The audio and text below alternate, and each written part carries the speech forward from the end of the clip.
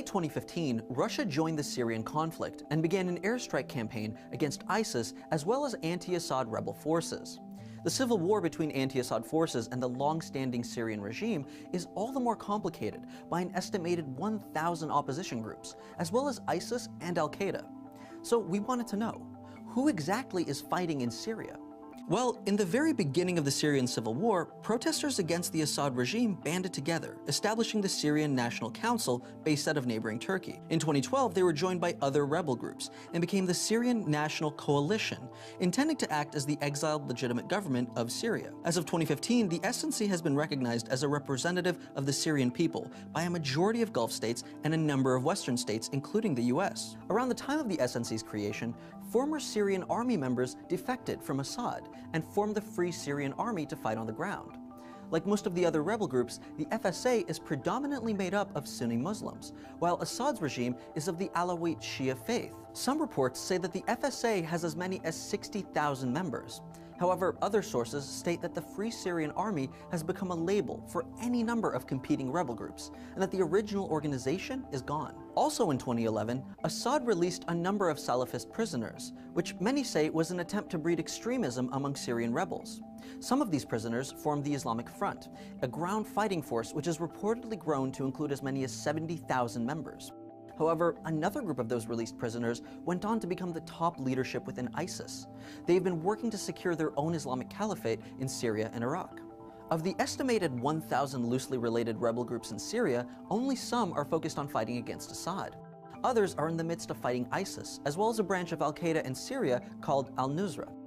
Involved in the conflict are also the Kurds, who have long demanded their independence from Syria and other neighboring countries. While most of the forces in the war are poorly organized, a number of the larger ones are funded, trained, and armed by foreign countries.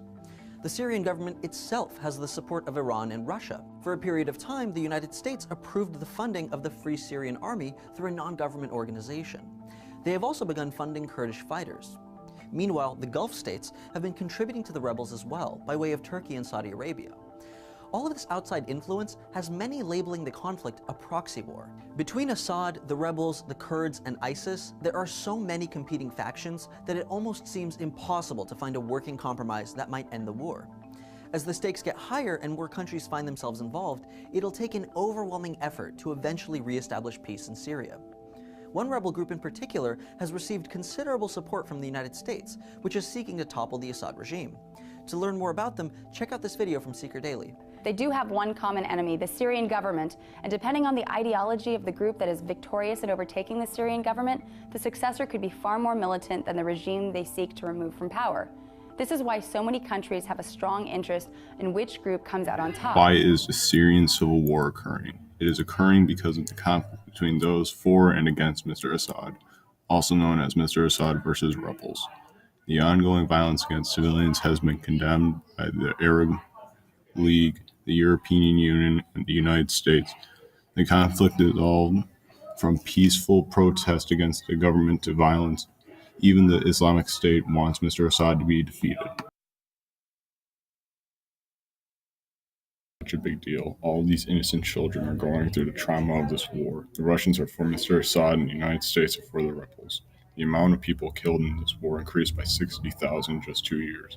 Families are struggling to survive in Syria. The bombings are killing crowded cities of people.